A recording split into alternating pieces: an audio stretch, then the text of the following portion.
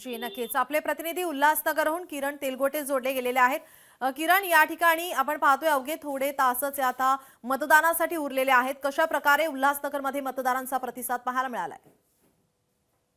नक्कीच नीलम, सकाळी 7:30 वाजतापासूनच मतदारांचा जो उत्साह आहे तो आपल्याला पाहायला मिळतोय आणि सकाळपासूनच 7:30 पासून तर आतापर्यंत मतदान जे आहे ते 23.62% जे आहे ते मतदान या शहरामध्ये झालेलं आहे आणि शांततेच्या मार्गाने सध्या तरी हे मतदान आहे ते शहरामध्ये पार पडत आहे.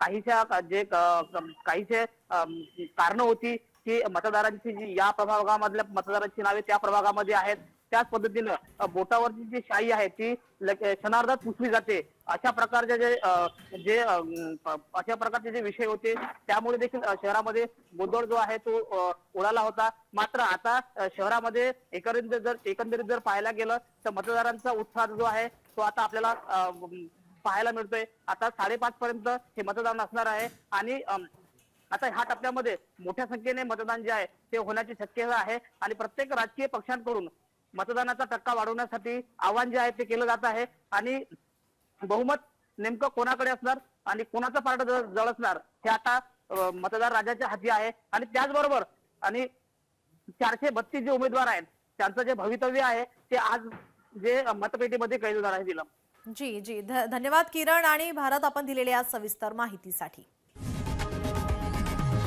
लोकशाही मराठी ऐका, पहा, जागरूक रहा.